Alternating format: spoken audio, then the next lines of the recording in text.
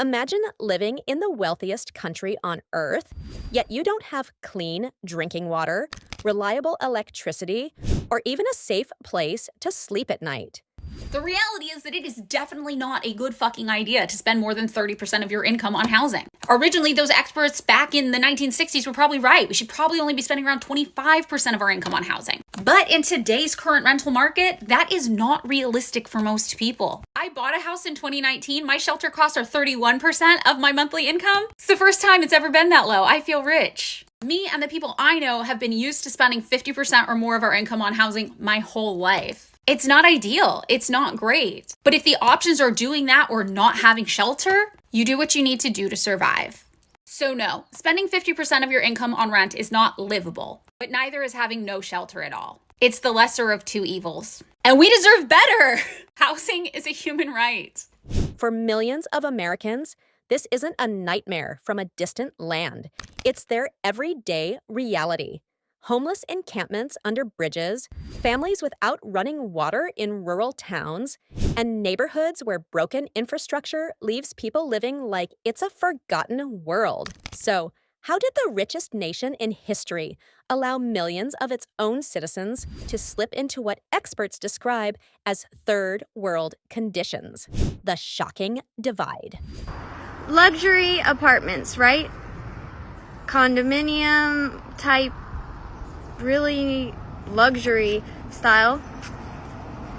These are like 30 to 40% full because companies like Essex, Prometheus, things like that, they're going around telling their investors that people can afford 4, 5, 6 grand a month for apartments. And you know what people are doing? They said no. They said no. I'm not paying that. Absolutely not. So that's the bubble that's about to pop, is these companies telling investors, Prometheus, Essex, real estate companies telling investors that people can afford 4 or 5 grand a month when they can't. And especially now with inflation and the way that things are going, they're really not going to be able to afford it. America presents two faces to the world: skyscrapers, Silicon Valley wealth, and Hollywood glamour on one side, and crumbling housing projects, contaminated water systems, and tents lining city streets on the other. Behind the glossy image of the American dream lies a harsh reality. Nearly 40 million Americans live below the poverty line. In many cities, the contrast is undeniable. Luxury condos overlook streets lined with tents, where people huddle for warmth against the same walls that house billion-dollar corporations. But here's the real question. If America is so rich, why does this divide look like something out of a developing country? Housing costs out of control.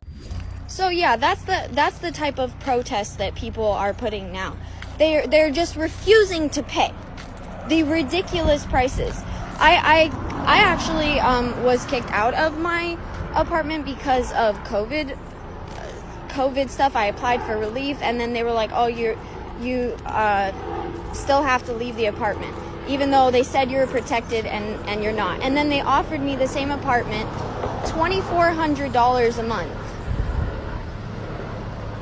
When they're only allowed legally to raise it 3% or 5% or something, and that was $600 above the limit. So these companies are trying to just mess people up, and people are refusing. See? And I'm really proud of people, because this is ridiculous. I can't tell you how many people I know, young and older especially, that are living in their cars and all of this, and I can't tell you how many companies are wondering, where are my employees? How come I can't find employees? They're living in their car, idiot. That's where your employees are. Talk to your people that are lobbying different things that are going on, especially these real estate companies. Love y'all. The The number one driver forcing millions into near third world living conditions is housing. The average cost of rent in major cities has doubled over the past 2 decades, while wages have barely moved. Entire families are living out of cars or motels, not because they don't work, but because full-time jobs no longer cover rent and basic expenses. Evictions are skyrocketing.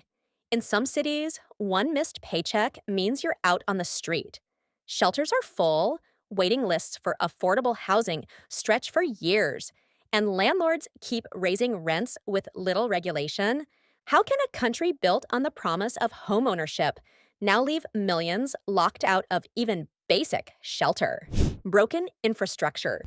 I just watched this video. Actually, it was Bobby Kennedy in, I think he was in San Francisco or someplace out in California, and he was talking about the homeless crisis that's really happening everywhere. I mean, it's happening all over the country, and it's a major, major issue. And I think it's a big problem that people on the left and liberals don't want to. On one hand, we all really acknowledge that that it's happening because we want all these services, but we're not acknowledging the really detrimental effects to people's way of living, people who are otherwise law-abiding members of society, and we're talking about businesses closing and people moving out and stuff like that. So there's some real consequences to what's happening right now in this country.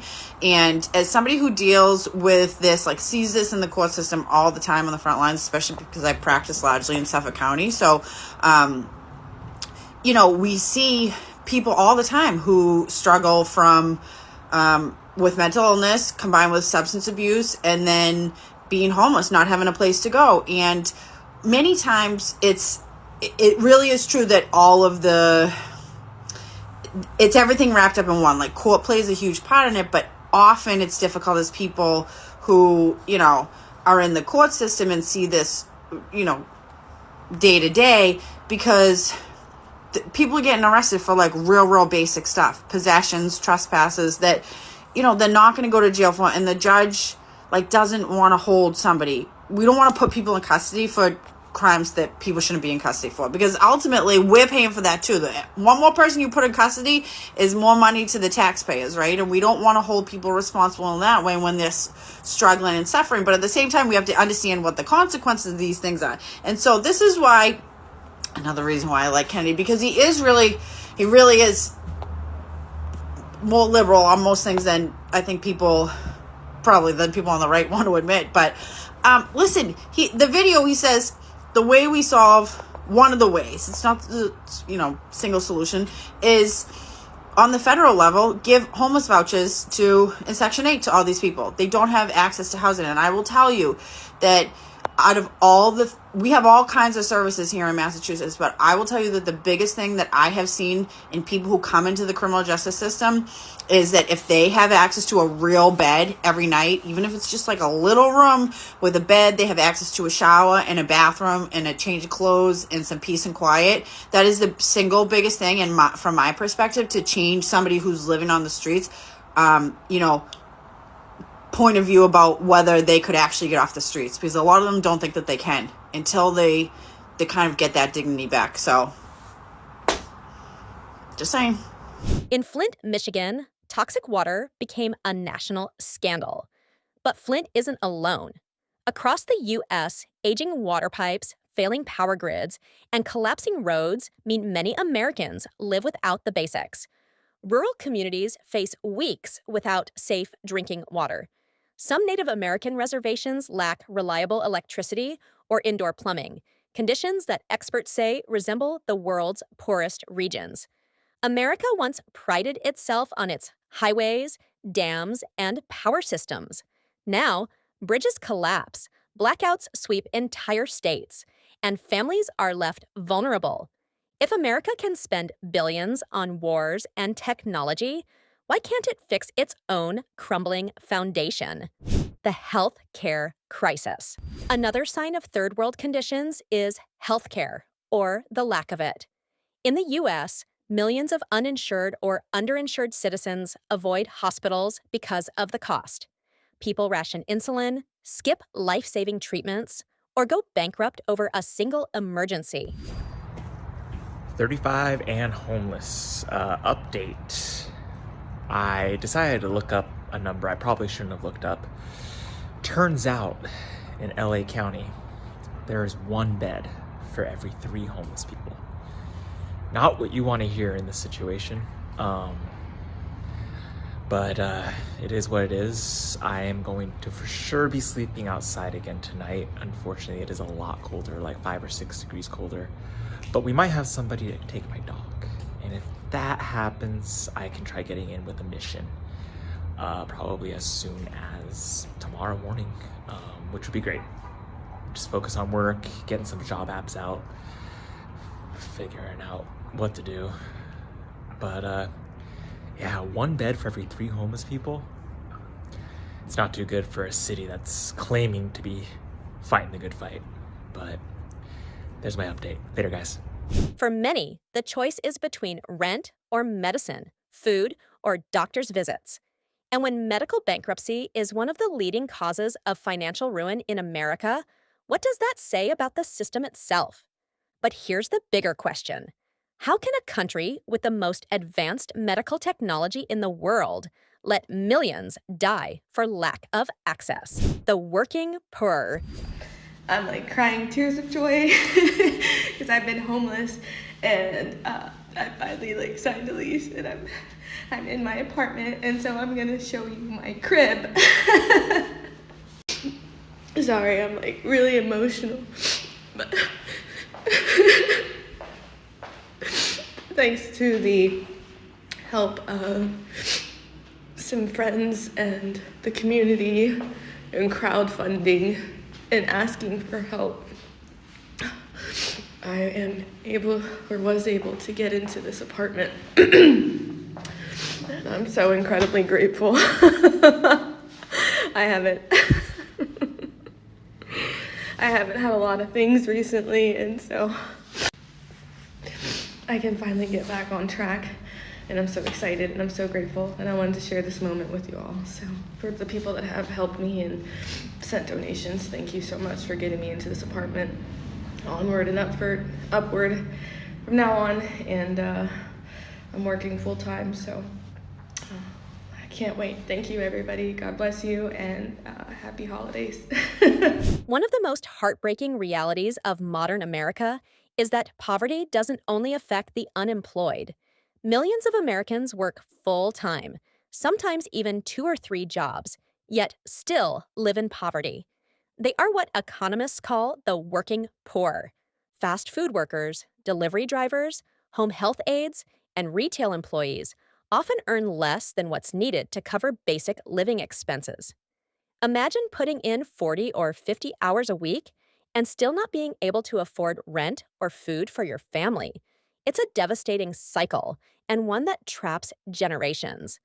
Even more shocking is that many of these workers are considered essential. The very people who kept the country running during crises like the pandemic. Yet when the spotlight faded, they were left with the same low wages, no benefits, and little hope of upward mobility. So, how can a country call these people essential while treating their lives as expendable? Education and the cycle of poverty. The system isn't broken. The system is working exactly as designed. We have 750,000 homeless people in America and over 15 million vacant homes. Make that make sense. Also, the federal minimum wage is $7.25 per hour, and the average home price is $500,000. In what world does $7.25 come as adjustable pay for the people who are expected to buy a home that costs $500,000 on average? It's fucking insane. The system is working exactly as designed. The only way is to break away. You have to unsubscribe from the system. You are being sold a lifestyle everywhere you turn. everywhere you turn, they want you to buy something, because when you buy stuff, then you have to work more. You have to work more to earn more money to buy more shit. It's this fucking cycle that they have us in, and you have to break out of it, because the system is not going to change. The system is working exactly as it is intended to. Or you can continue to climb that corporate ladder in hopes of, you know, one day being one of those top executives that gets paid big bucks to not do shit. But there are only a few of those, and those people fucking hate their life. So I would suggest unsubscribing. Education has always been described as the key to escaping poverty. But in America, that key often comes with a heavy price tag. Public schools in low-income neighborhoods are chronically underfunded. Teachers buy supplies with their own money. Classrooms are overcrowded, and outdated textbooks leave students far behind. Meanwhile, college has become so expensive that young people face an impossible choice: either take on crushing debt or give up on higher education altogether. Student loans saddle millions for decades, creating a new form of financial imprisonment. This creates a vicious cycle. Poor families often can't afford the education that could lift them out of poverty, while wealthier families invest in private schools and tutors that keep them ahead. If education is supposed to be the great equalizer, why does it feel like it's becoming one of the greatest dividers? Homelessness, a national emergency. Hi, everybody. I'm just sitting here thinking about the rent prices. You know, if you make $25 an hour, 40 hours a week, $1,000 a week, you still can't qualify for a place because the average place is $1,500. And I'm just playing to the people that own property. Stop going through the property management places and just require the renter to have renter's insurance. Like, how can people afford a place to live now? Like, even $25 an hour can't get you a place to live. So how do you stop being homeless? This is my question. How do you stop homelessness with these prices? We gotta do better. Walk through the streets of Los Angeles, San Francisco, Seattle, or even smaller towns, and you'll see it. Tent cities stretching for blocks. People sleeping on sidewalks, under bridges, or in cars. Homelessness in America has reached levels that resemble refugee camps in war-torn countries. But here's the truth. Many of these people once had stable lives. Job loss, medical bills, or skyrocketing rent pushed them over the edge. Veterans who serve the country are left without support. Families with children spend nights in cars trying to shield their kids from the dangers of the streets. It's not just a housing problem, it's a human tragedy. Every tent, every sleeping bag on the pavement represents someone who fell through the cracks of a system that should have protected them. If America is the land of opportunity, how did it become the land where entire families live in tents beneath the shadows of billion-dollar skyscrapers? Government policies and broken promises. I don't know what the fuck piece of shit landlord needs to hear this shit, but when I tell you your home is not that fucking special, I mean it. Rent should not be over $1,000 fucking dollars. $1,000. It should not cost more than $1,000 for a regular fucking home or a trailer.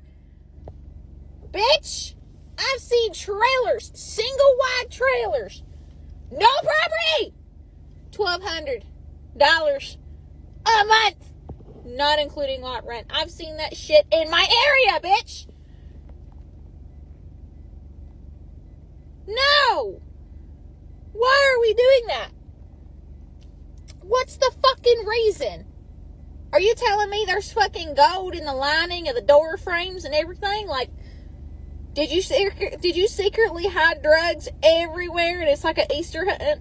Like, what the fuck is so special about these fucking houses that they are over $1,000 everywhere.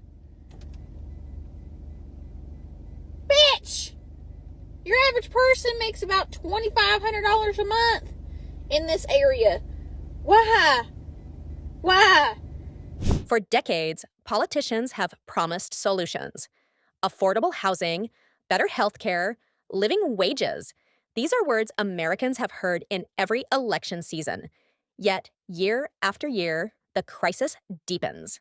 Government aid often comes with so many restrictions that the people who need it most can't access it. Bureaucracy slows down assistance, and money meant to help communities disappears into administrative costs. Meanwhile, tax breaks and subsidies flow easily to billion-dollar corporations. The result? The gap between the rich and poor keeps widening, and ordinary families feel abandoned. People no longer trust promises because they've seen too many broken. So, the big question remains: is America truly unable to fix these problems, or is there simply no political will to do so? Healthcare. When survival becomes a luxury. New York City rent prices are the most outrageous I think I've ever seen them since I've lived here. They've always been outrageous. But I was apartment hunting. I was trying to find something a little cheaper than my rent, and I can't find anything that comes close to the deal that I have. So for context, I'm about to pay $3,400 because I just re-signed my lease for a 1-bedroom with a side office space and a luxury building with a doorman and a finished roof and an outdoor space and a dishwasher and laundry in the building. That's kind of all I get.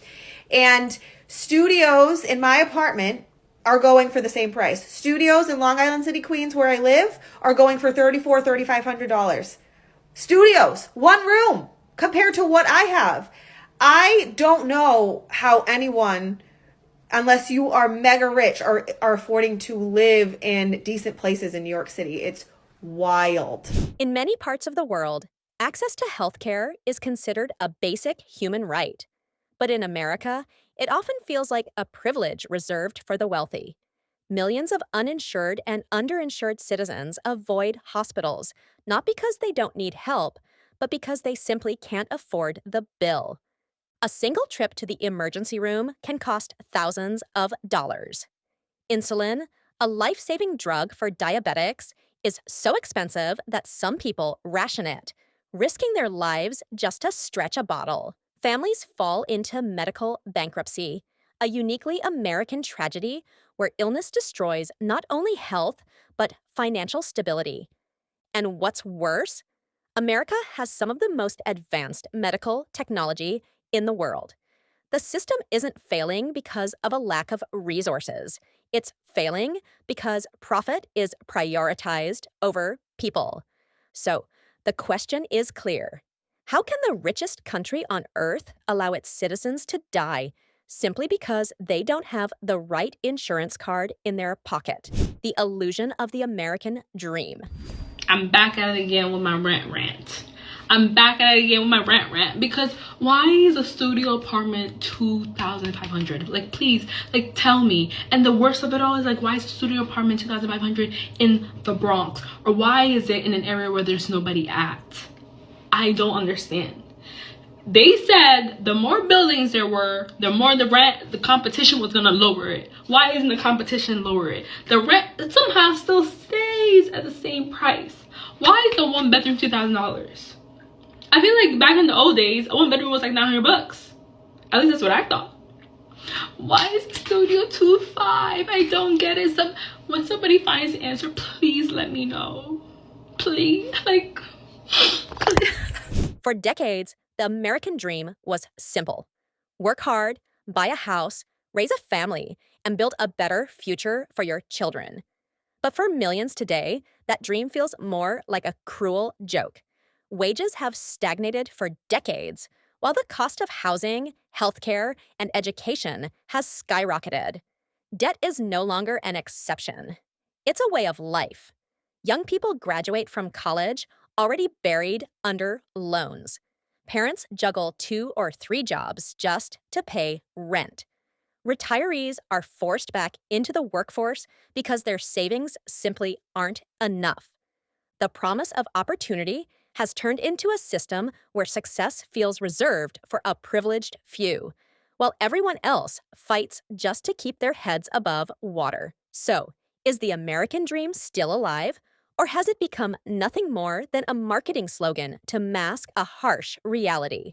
A nation at a crossroads. So let me get this straight. We can't afford rent because rent prices are increasing so much to push us out to buy homes. But the interest rate is so high, you can't buy a home. And also you're not going to get funded for a home because of your debt to income ratio. So then what? And then homelessness or houselessness is becoming criminalized. So then what? I don't understand.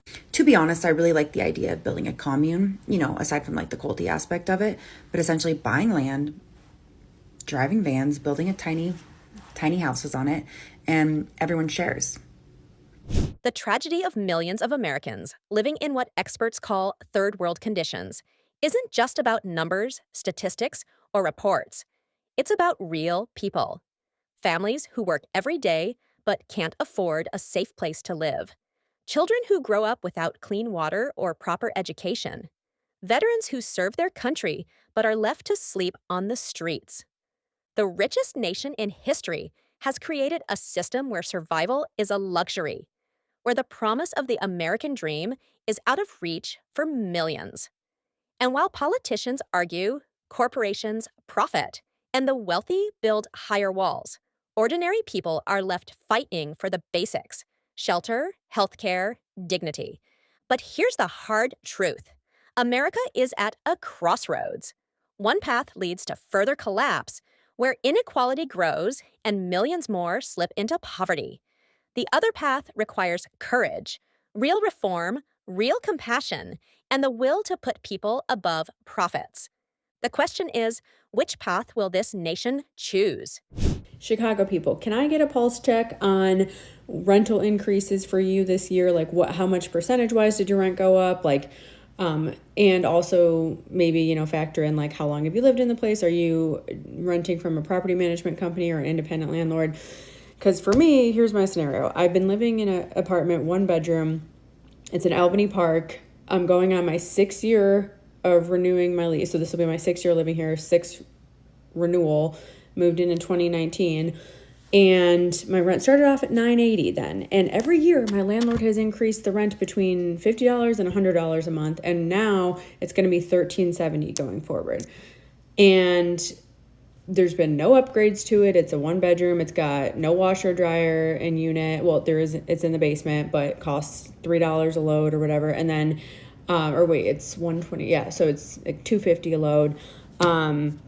There's no dishwasher, like very outdated. It's a vintage building. Otherwise, I don't know, it's generally fine. It's a big place, but no bells and whistles. And I've put in in the 6 years I'm 5 years living there officially.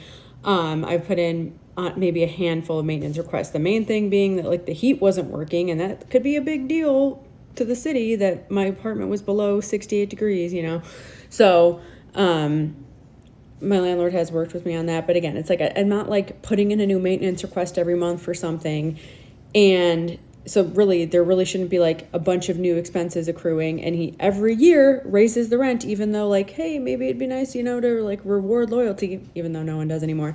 But part of it is this includes an outdoor parking spot. And he's well, part of the increase this year going up from right now I pay, I think it's $12.50. It's going to be $13.70 now. He said that parking is increasing from $105 to $115, and it's an outdoor uncovered spot, and my spot is right in front of a speed bump. So every time I back up, I have to gas it, I have to slowly gas myself over the speed bump. It's really not convenient, but it is convenient in the fact that if I come home late, I'm not walking far and trying to find street parking. But I just texted him and I was hey, are you willing to negotiate on the parking increase per se? Because I understand needing to maybe increase the base rent for taxes and all that, but I don't understand. There's been absolutely no improvement to the parking spot. It's not he's repaved it. It's not it's not even gated. It's not even not only is it not covered, it's not secure parking. So I don't understand where the $10 a month increase is justified from. So I'll let y'all know what he says, but I just would be really curious. And this is all altogether a 7% increase, which, you know, it could be worse, but I'm like, dude, you're not at it. Like, there's no additional value in that I'm getting out of this apartment. It just like continues to decrease in value. Every year it gets older and there's been absolutely no upgrades to it. So, yeah, I'm kind of outraged that he's increasing it 7% instead of like 3 to 5%,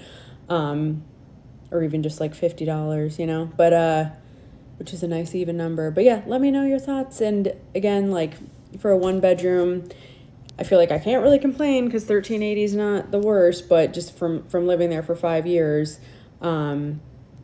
to look at the like beginning to the end process of what I'm paying, and again, the value of what I'm getting is very discouraging. And what do you think? Is the American dream still alive, or has it been buried under rising rents, crushing debt, and broken promises? Let me know in the comments below. And don't forget to like this video, subscribe, and hit that notification bell so you never miss our deep dives into the untold truths shaping our world. Because the biggest stories aren't always about celebrities or scandals. They're about the struggles ordinary people face every single day.